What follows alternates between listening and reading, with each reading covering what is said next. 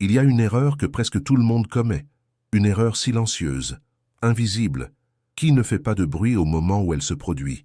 Tu parles trop, pas forcément avec des mots, parfois avec tes réactions, avec ton visage, avec ta précipitation à expliquer, à te défendre, à te justifier, avec ta façon de célébrer trop tôt, de t'inquiéter trop visiblement, de montrer où tu vas avant d'y être arrivé.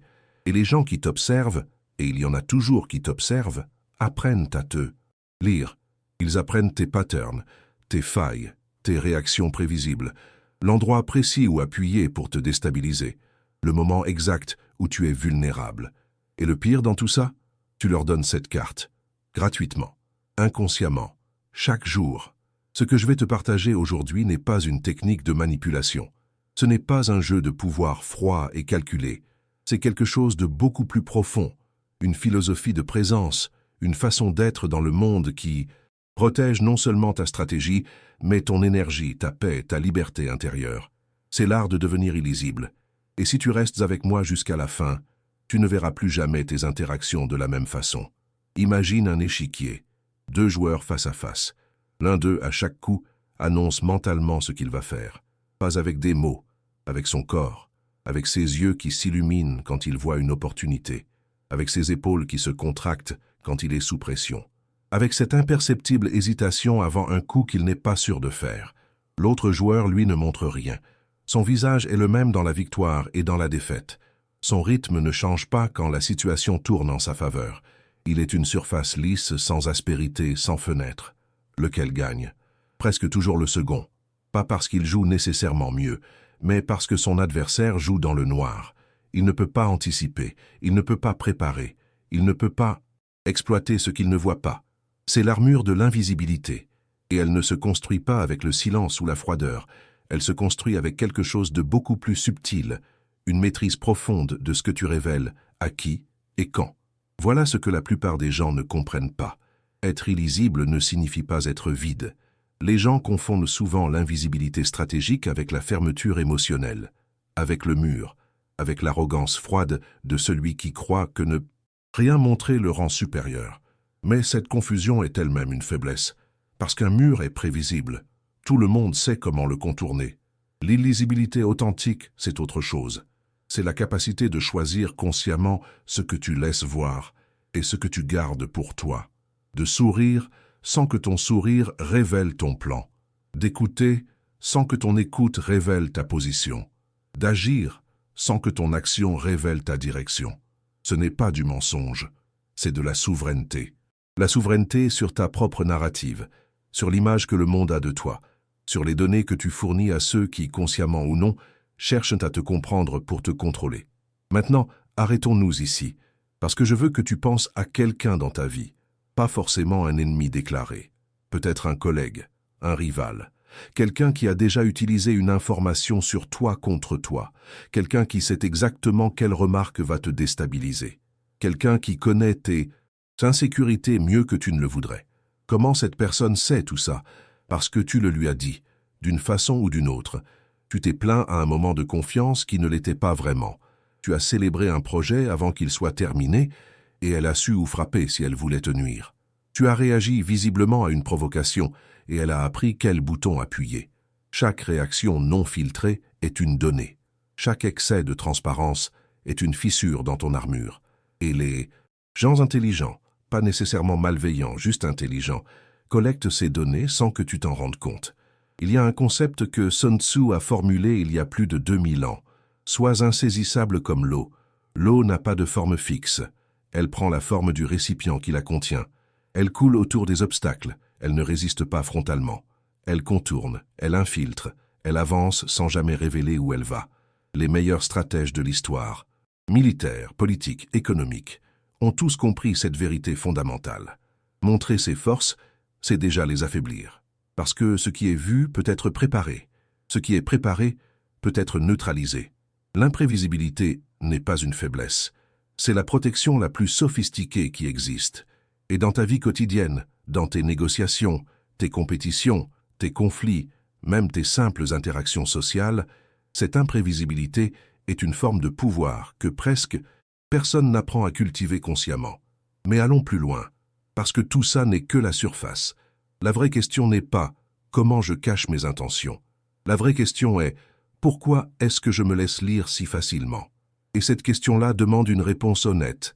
La plupart des gens se laissent lire parce qu'ils ont un besoin inconscient d'être compris, d'être vu, validé, reconnu. Ce besoin, profondément humain, profondément légitime, pousse à une transparence excessive, à surexpliquer, à partager avant le moment juste, à défendre sa position avant même qu'elle soit attaquée. Tu ne te révèles pas parce que tu es naïf.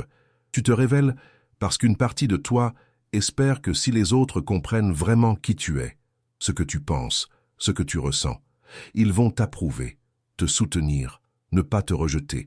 Et c'est là que l'armure de l'invisibilité touche quelque chose de beaucoup plus profond qu'une stratégie. Elle touche la relation que tu as avec ton besoin de validation externe.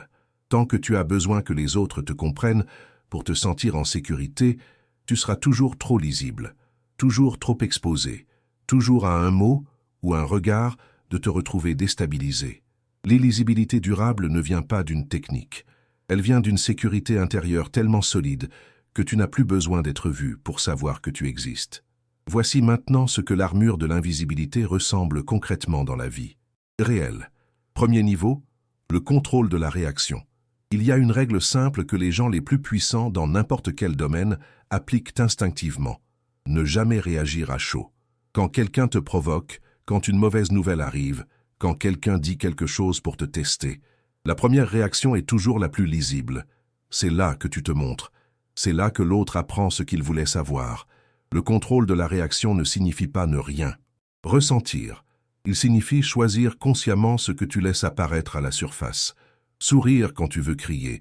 Rester calme quand tu veux exploser. Non pas pour te mentir à toi-même, mais pour ne pas offrir à l'autre la satisfaction de t'avoir atteint. Parce que quelqu'un qui ne peut pas te déstabiliser perd son pouvoir sur toi, immédiatement. Deuxième niveau, la gestion de l'information. Tout ce que tu partages est une ressource que l'autre possède maintenant. Tes projets, tes peurs, tes ambitions, tes relations, tes ressources. Ces informations ont de la valeur. Et comme toute ressource de valeur, elles méritent d'être protégées. Ce n'est pas de la paranoïa, c'est de la discernement. Apprends à distinguer les espaces de confiance réels des espaces de sociabilité ordinaire. Dans les premiers, tu peux te permettre d'être vu. Dans les seconds, tu choisis soigneusement ce que tu montres. Les grands négociateurs, les grands leaders, les grands stratèges ont tous ce réflexe naturel. Ils parlent peu de ce qui compte vraiment. Ils laissent l'autre parler. Ils écoutent. Et dans cet espace d'écoute, ils collectent ce que l'autre, trop bavard, n'avait pas prévu de partager. Troisième niveau, la variabilité comportementale. Un être prévisible est un être contrôlable. Si tu réagis toujours de la même façon dans les mêmes situations, les gens qui te connaissent peuvent programmer tes réponses. Ils peuvent créer les conditions pour obtenir de toi exactement ce qu'ils veulent. Une réaction émotionnelle, une décision impulsive, une concession non planifiée. La variabilité brise ces patterns, parfois chaleureux, parfois distants, parfois décisifs, parfois dans l'attente délibérée, parfois visible, parfois retiré. Non pas par inconstance ou instabilité, mais par choix stratégique conscient, pour que personne ne puisse jamais cartographier avec certitude tes prochains mouvements. Et puis il y a le quatrième niveau, le plus rare, le plus puissant, l'invisibilité intérieure. C'est le niveau où tu n'as plus besoin de te protéger des autres, parce que leur regard a cessé d'être ta référence principale. La plupart des gens construisent une image d'eux-mêmes à partir de ce que les autres reflètent. Si les autres les admirent, ils se sentent puissants. Si les autres les critiquent, ils se sentent fragiles. Leur identité est une construction permanente, dépendante du regard extérieur. L'invisibilité intérieure, c'est quand tu n'as plus besoin de ce miroir. Quand tu connais si bien qui tu es, tes valeurs, ta direction, ta profondeur, que l'opinion des autres, qu'elle soit admirative ou hostile, ne t'atteint plus au niveau de l'identité. Ils peuvent te voir, ils peuvent te mal interpréter, ils peuvent te juger. Et toi, tu restes, entier, inchangé dans ton essence, libre. Cette liberté-là, cette imperméabilité au regard, c'est la forme la plus haute de l'armure de l'invisibilité. Pas parce que tu es fermé au monde, mais parce que tu n'en dépends plus. Je veux que tu penses maintenant à la différence entre deux types de personnes.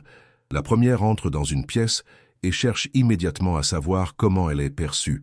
Elle calibre son comportement en fonction des signaux qu'elle reçoit. Elle ajuste, elle compense, elle se modifie pour correspondre à ce qu'elle pense que l'on attend d'elle. Elle est lisible comme un livre ouvert, pas parce qu'elle manque d'intelligence, mais parce qu'elle est entièrement tournée vers l'extérieur.